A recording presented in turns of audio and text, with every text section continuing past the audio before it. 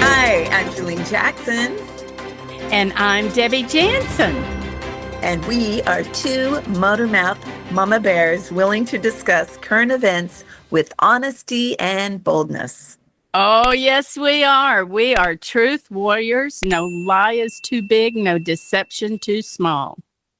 And we are sticking to the truth. I'm sticking to the truth, Julene. Oh, my goodness, honey. I hear that Washington, D.C., where you live, is in crazy mode. I hope you can stay on a calm trail and out of the messes. What are you doing this week?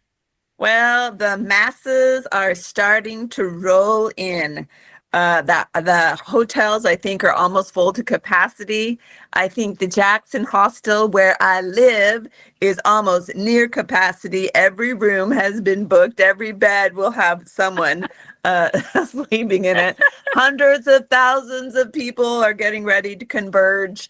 I've heard 200,000 from the Washington Post. I've heard 500,000 on other news sources. They always undercount the Republican presidents. I don't know why in Washington, D.C.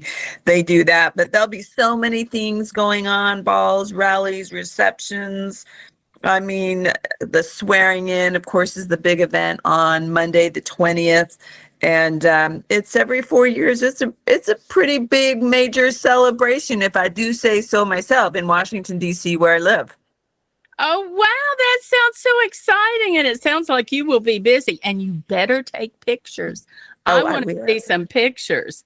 Oh, my goodness. That sounds fantastic. And I would love to go to things like that. I'm not really too good with the cold. Is it going to be cold there this week? Yes. It's going to be freezing. I was just out with my dog this morning and it was 22 degrees. Oh, and I'm like, it's supposed to be, it was 22 degrees, but on my weather app, it said it feels like 15 degrees. So back in Washington, D.C., where we have a lot of humidity, it feels actually colder than it actually is because of the humidity. So next Monday, I think they're saying it's going to be a balmy 30 degrees. It will probably feel like 20 degrees. And so I've been thinking about how I'm going to stay warm when I'm out there for several hours, because you got to get there early. And, you know, it usually lasts the swearing in about an hour, because President Trump is also going to, you know, the swearing in is only a few minutes, but his speech is what will take a little bit of time. So I think I'm ordering He's a good talker. He is. We'll see if, you know, if he's inspired to keep going while all of his listeners are like little frozen icicles, but we'll see. We'll see. Okay. Oh, well, that sounds wonderful. I'm so happy for you and happy that you can go. Now, I want to talk about something that we'll probably take this up in detail next week, but real quick, let's talk about, did you watch the Hegseth confirmation hearing? A little bit. I had it on while I was doing some stuff in the house, and I just couldn't believe it.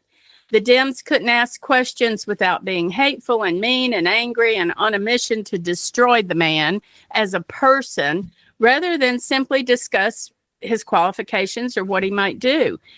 Senator Kaine was overboard in trying to paint Hegseth as unworthy of the job because he had an affair when his daughter was only 2 months old. And yes, that is terrible. But Kaine pushed so hard that Pete finally made him say the child's name and told Senator Kaine that his daughter was a child of God and he loved her very much. And Kaine went on to be so bad that at one point, Senator Mullen, Republican for Oklahoma, told everyone off. Now, I couldn't believe it. He started off with, I'm a Christian and I believe in the Lord Jesus Christ. But I think it's so hypocritical of senators, especially on the other side, to be talking about Pete's qualifications, and yet your qualifications aren't any better. That's what he was saying to the Senate. Mm-hmm. He went on to point out that he knew many of the senators had shown up to cast late night votes. And this I personally didn't want to know. But they had showed up after they'd been drinking, and some were even drunk when they cast their votes. And he said, have any of you guys asked them to step down and resign from their job. He went on to point out that many of the resigning senators had been through divorces and cheated on their wives and lied and committed other unscrupulous acts. And he finally said, "You aren't perfect, and neither are we." Now, my biggest problem, Julene, and I want to hear your side of the story, is with the Democratic Party is that they don't possess a lot of kindness or compassion for anyone that is not aligned with them. They don't believe in forgiveness or rules of civility. If they see you as their enemy, they will viciously attack, even if it means they lie, tell deceptions, and incite others to be mean as well. Yesterday, I felt like they just pushed the limit. Women senators were screaming at Hegseth as if their hair was on fire, and they looked less intelligent and more like an out-of-control child or an idiot than a revered statesperson. They're senators. It was disgusting. I don't understand why we always see this from the Democrats. And I know some Republicans have, but most of the time, Republicans kind of tone it down a little bit. They fuss about the possibility, Democrats fuss about the possibility of Republicans being out of control. But when it comes down to the meeting, it's the Democrats that actually lose their minds. Mm-hmm. And for a person like me, I get it. You see, I see their true nature. I can see what they are doing, and that makes me never want to vote for them. So, Julene, help me. I'm just floored. Well, I didn't get the privilege of being able to watch it the whole from beginning to end like you did, but it sounded like, to be honest with you, I think, it revealed kind of the out of control emotional state by which they govern and operate sometimes, some of these Democrats. I actually, the commentary I saw on it, it sounded like Hegseth wiped the floor with some of those emotional, out of control, senators. And he kept his cool. He was quick-witted. He had a sense of humor. He was strong. He was forceful when he needed to be. And isn't that human nature that when you can't attack maybe his experience or policy or, the actual fruits of the person, then you attack their personality, right? And that's kind of what we saw, or that you go after some of their failings, which we all have. And he clearly has made some mistakes. He has been immoral at times, and he admits that.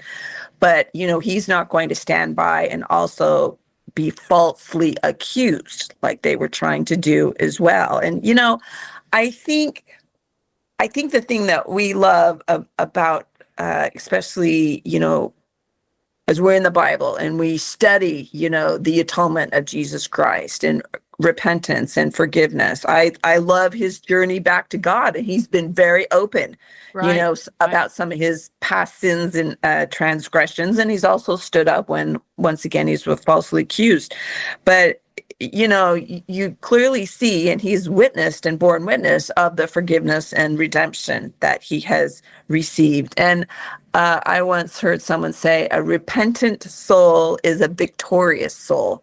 And we saw that in him yesterday. A repentant soul is a victorious soul.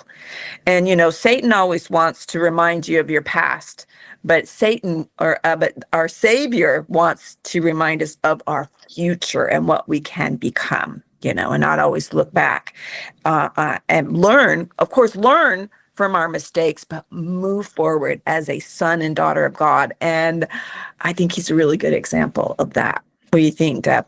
Oh, I love it. Thank you for that bit of sanity. Repentant soul is a victorious soul. Yeah. Where were you yesterday when I was stomping around the den? I was out walking the dog, freezing my tail off. Oh, my goodness. Well, I'll put that issue aside for now.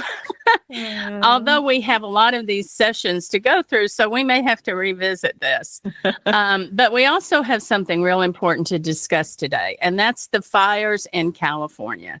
Mm. Oh, they're breaking my heart. The stories that I've heard, and I just cry and feel sick to my stomach when I hear some of them. And to look at the devastation, it's not like a neighborhood of problems, it's a town that has just been totally obliterated and is gone. To look at the devastation and debris is just heartbreaking. And to hear the stories is just even worse. But I look at all the facts, and there is no way not to blame the California elites. Ron grew up on a 360, my husband grew up on a 365-acre farm. And even on that small property, it was important to manage underbrush. And Miss City Girl looks at the problem that when I went out to visit Ron in Iowa when we were dating and then afterwards getting married, I would ask him, why are you doing all this all the time? And he said, because you have to, or else if a fire came this way, it would not only take our crops on the land, but it would take our house and everything else. So it's just common sense. You and I were talking about this problem before the program about the great devastation California is going through because the administration didn't prepare. So it's not only that they didn't take care of the land, they didn't have the water ready, the fire trucks weren't there, just they didn't have a program in place to take care of this large fire, and yet they have large fires every year. So I don't know if there are precedents for this type of legislation, that maybe this is what a governor and a mayor should do, even though I would think that was common sense. I don't know. But putting a plan in place to be sure everyone survives a fire or other disaster should be a mayor and a governor's main priority. Our state should be required to protect us from hostile harm, but also from harm caused by negligence, right? Well, absolutely, Debbie. I mean, what we're seeing in California, I think, really calls into play the irresponsibility of the leaders of the state of California to put millions of Californians in harm's way, and these vulnerable and heartbreaking situations. It's just really hard to see, but you have to like dig down and say, why is this going on? And then as you see, last year in 2024, millions, I think I heard $100 million of fire protection was reallocated. Now, where did that money go? Some people speculate it went to the influx of immigrants they're allowing into the state. Other reports say that, their firefighting equipment some of it was sent to Ukraine. And the fire chief admits that these budget cuts are hampering the emergency response, hampering the response that we're seeing now. So it is just painful, I think, to hear their woeful explanations from Governor Newsom and the mayor and the fire chief. And I mean, hopefully, Deb, it's going to wake up the citizens of California, and they're going to be moving forward in the future much more wise and really ask the important questions, when they go to the ballot, the voting booth, to vote for their next governor, their next mayor. I certainly hope so, because I can't imagine the individuals that are trying to make sense of this.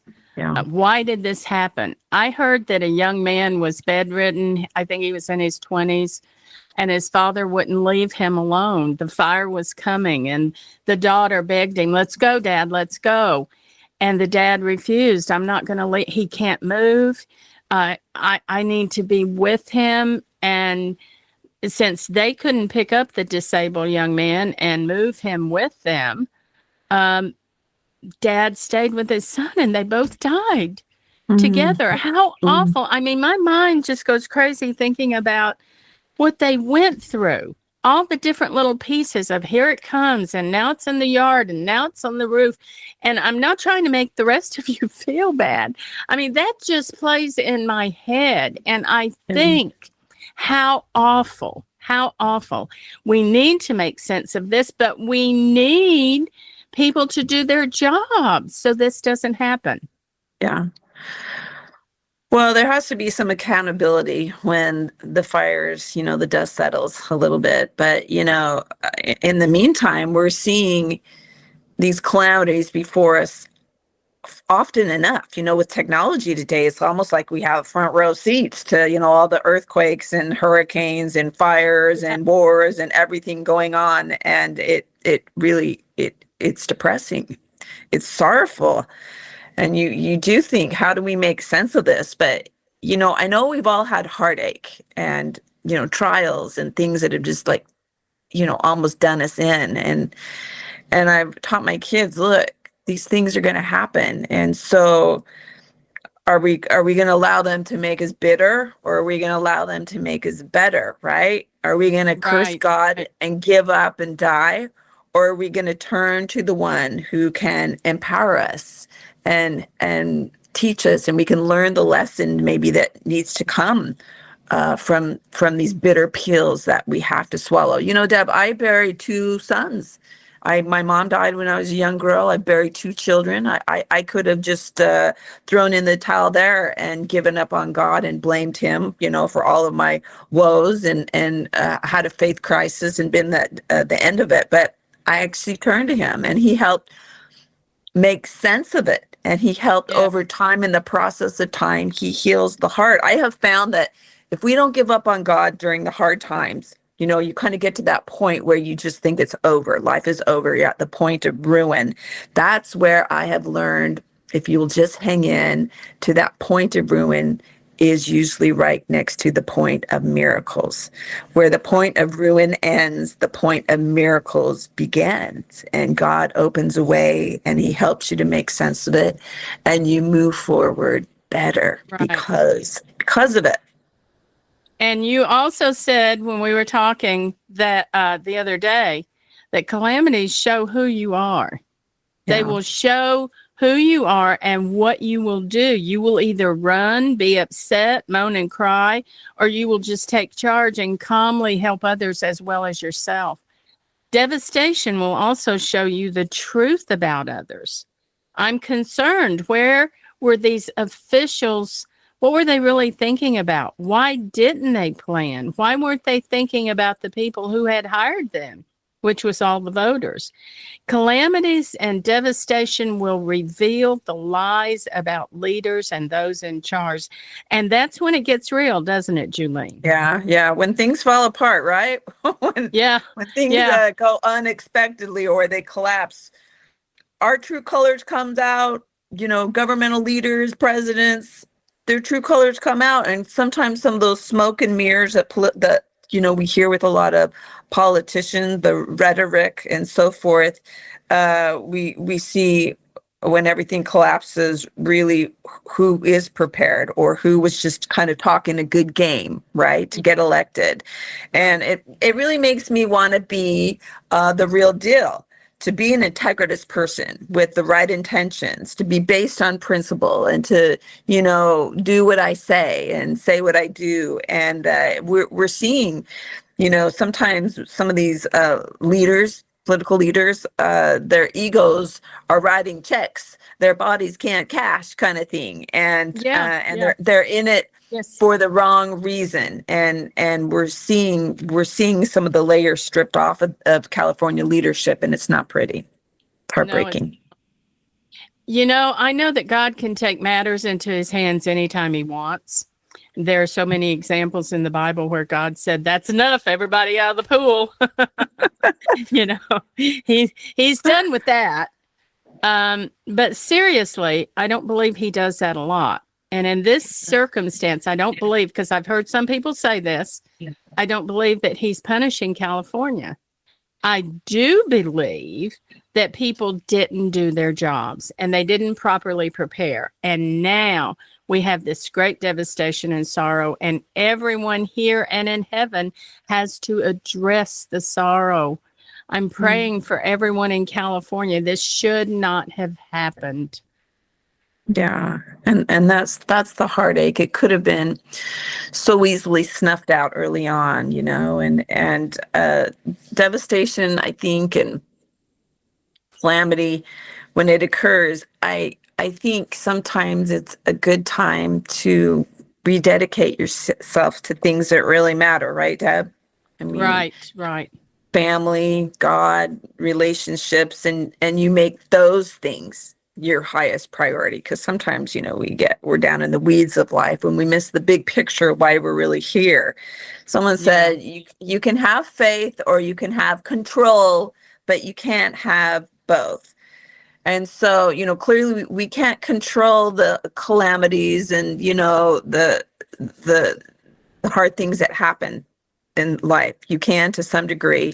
And then, sometimes people are in position or authority over you and they have the control. You can't control them, And so I do think we are all spiritual beings down here having mortal experiences, right? And so when hard things and bad things happen, God helps us to pick up the pieces, right? And Right. helps us to kind of, see the bigger picture here with these unexpected tragedies that occur. What's that verse? All things in the New Testament, I think it's in Hebrews, all things will work towards your good and will give you experience Work for those for good. work Yeah. towards your good, those that believe in God. And so I do think that, some of these our biggest problems in life can turn into God ordained opportunities for growth and for miracles, but you got to live in prayer mode because oftentimes it's just going to make you bitter and mad and mean and faithless. And that's not the point, right? When unfair things Right. happen. So just yesterday, my husband said our 21-year-old called him. He lives across the country. He plays basketball for a junior college. And this young boy just got a scholarship from Pac-12, a big college that he's going to transfer to from his junior college this year. And he's only got 2 more months left at this junior college playing basketball. So That's some of the amazing. it, That's great. it is amazing. It's so exciting. And so but unfortunately, some of the coaches on his little junior college team now have a bullseye on his back because he's leaving them. And there's some notoriety that has come to him because he's moving on to a really big program. And so they're treating him not very kind or unfairly or really picking on him. And he called dad and it just reminds me as we turn to dad, as we turn to God, dad helped him to see the bigger picture here and to resist the urge to blame and to see the bigger picture at play, right? If he hadn't have gone to that small little college that was very close to this big university, they might not have even been made aware of him. And that just helped him to see some of the Yeah. blessings. But, that's what God does. As we turn to him, he helps us to see maybe the bigger picture when our hearts are broken or things haven't gone our way. I agree with that. And I was just thinking about one of the best examples of getting through the hard times. I think the movie is called I Still Believe. Is it Jeremy Camp? I watched the movie and he married just a wonderful girl and they were doing great things together. And I think he's a singer or she was a singer, one of the two. It's been a long time since I watched it, but she died with cancer. And he went through, and very young, before they could have children. And he went through terrible times saying, Why, God? Why, God? We're doing this work for you. Why? Why? And he kept believing and kept trying to pray and do the right thing. And she still passed. But he learned through it that through the whole process, God was there with him. God was helping him. God was helping both of them to be stronger and to get through it.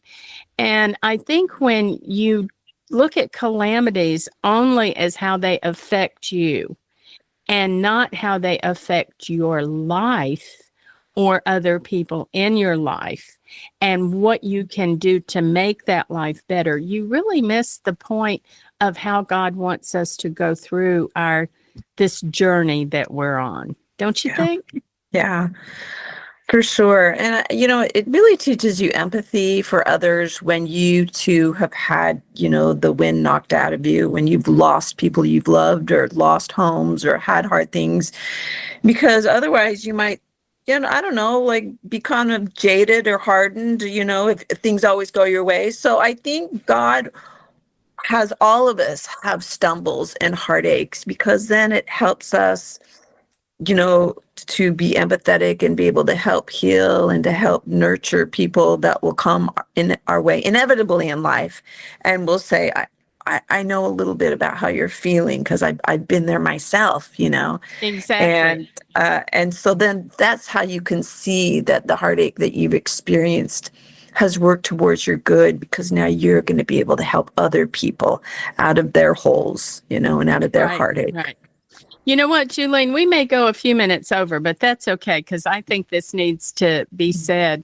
You are 100% right.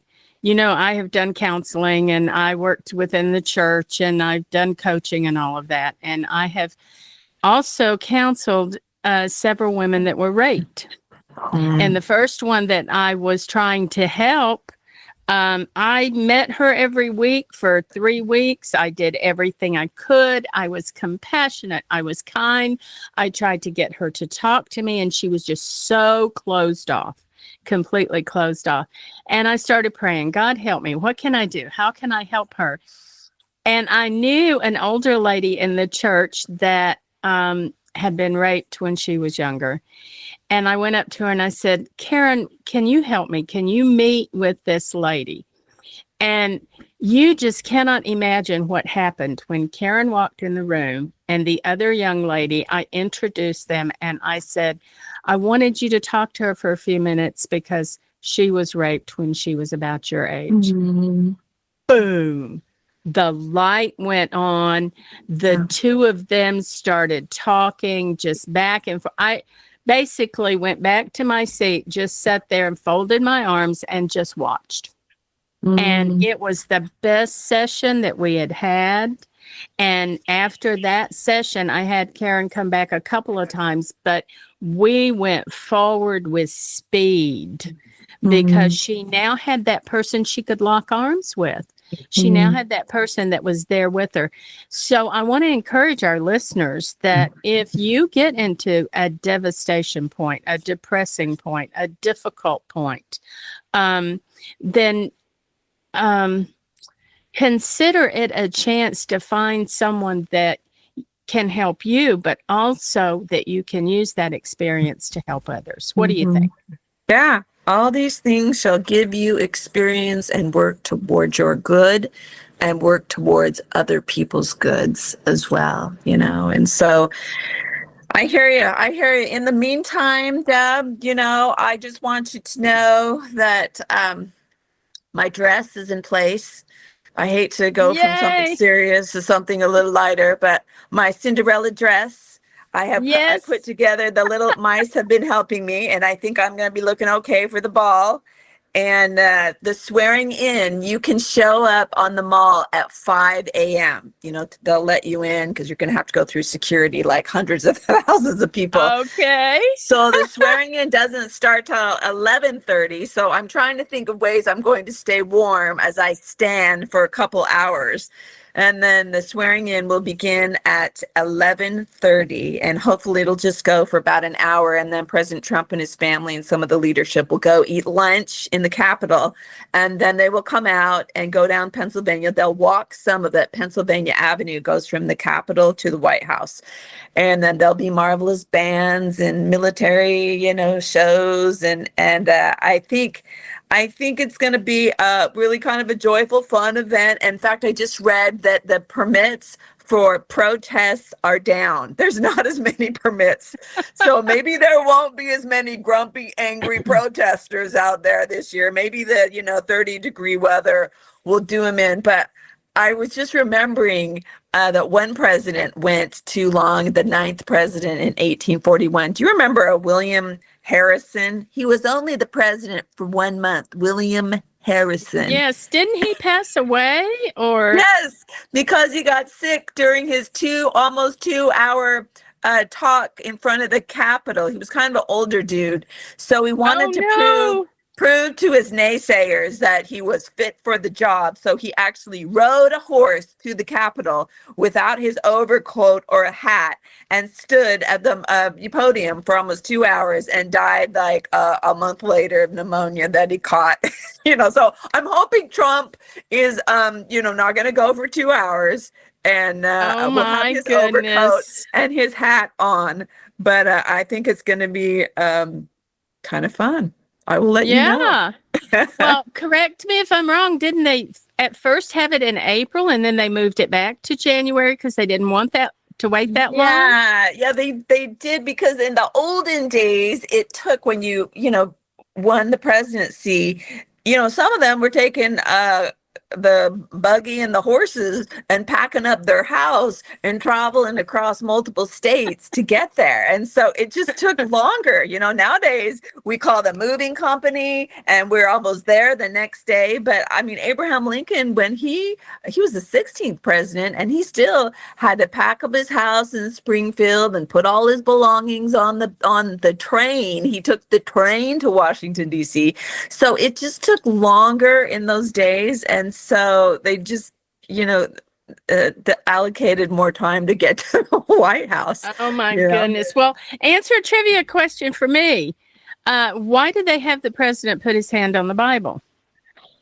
Oh, that is because beautiful George Washington did. I mean, when he was sworn in at Federal Hall in New York City, right there in the Wall Street. Have you ever been there, Deb, on Wall Street at Federal Hall? Well, the Bible that George Washington put his hand on when he was sworn in as president is still there. But the interesting thing is that Bible, and several presidents after that have used that Bible to be sworn in on.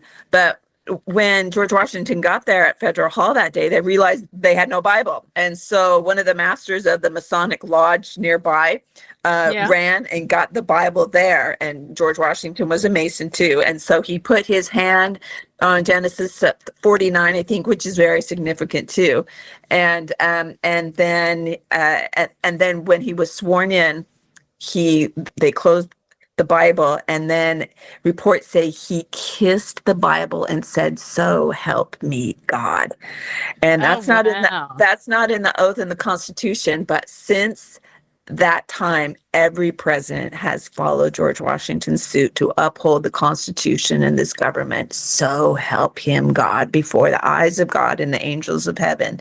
He was going to do this. And so it's a beautiful tradition that we have. President Trump, when he was sworn in the first time, put his hands on Lincoln's Bible, the Bible that Lincoln used, and his family Bible. So it was two Bibles. So it'll be interesting to see what Trump uses again. But Obama used that Lincoln Bible as well. He was sworn in on the Lincoln Bible. So the presidents get to pick the Bible they want to use? They get to pick, like George W. Bush, 43, used his family Bible, and Nixon used not one, but two of his family Bibles. And so they get to choose. So Trump chose Lincoln's Bible and a family Bible. So he was sworn in on two Bibles. And I'm not sure. I couldn't find which Bible Biden used. I'm sure he used a Bible, but that wasn't, I couldn't find it. So I don't know. Okay. I don't know. Okay. But my husband was actually a state senator. And when he was sworn in, we took our large family Bible. And when we were there before the Senate, I'll never forget, the president Senate quietly whispered, "Oh, you're going to do that Bible thing?" And I almost looked at him like, my goodness. "Yeah, we're going to do the Bible thing." And my husband. Yeah. So I just think all it takes is one man to do something really awesome. And look how, elected officials have followed suit from George Washington's beautiful example. Yeah. Well, I love that. And you can tell by up here on my shelves, I have Bibles from my parents, Ron's parents, our grandparents. So I have a lot of Bibles up there that I'll take them down, and I just love opening them up, and they kind of smell like the person, or the person's written in the side or underlined verses. I think it's a neat thing. Oh, so I mean, who knows? Maybe one of your grandkids are going to use one of those big Bibles up there to be sworn in someday as, the president of the United States or something. But how beautiful. I mean, I dare say that's one reason we got to have Bibles in the house, make sure everyone has a Bible. Yeah, really. Well, you'll find a lot in this house. And Julene, thank you. Yeah, I was going to say, besides having a Bible, make sure you're opening it and reading from it. Good heavenly days. Yes. But yeah, go ahead, Deb. Every day. Well, I just wanted to compliment you. I really love your knowledge of history, and thank you for filling us in. So, Julene, today, what is your tip? I think if you want to see God and like really seize those God ordained opportunities and learn to see from the tragedies and calamities and heartbreak, learn to see them in a new way, right? Maybe see them in God's way. And I think in order to be able to do that, we have to live in prayer mode. And when you're in prayer mode, you're asking God to make sense of, why this is happening. And I just love that verse in James that said, if any of you lack wisdom, ask of me and I'll give it to you. I'll give you understanding it and I'll give it to you liberally. And so live in prayer mode so we can make sense of the hard times in our life. Oh, that's great. That is terrific. We don't share these ahead of time, but we are always just right there in sync, baby doll. So my tip today is to evaluate yourself. We normally don't do that very often, but if you want to survive some life-changing event, prepare ahead of time. And that means evaluating yourself ahead of time. Now, I'm a counselor and a coach. Most every life-altering change in our personal world, or that I have seen with people I've talked to, can and does have the possibility to send us into depression or some other mental issue, unless we are prepared. And what I mean by being prepared ourselves is that we know what we're going to do during a calamity. So practice doing the right thing. When we know that we can and must do the right thing, like reading our Bible, listening to good music, whatever it is you picked out to help you get through a calamity, then it's easier to function during disaster, like catching a baseball.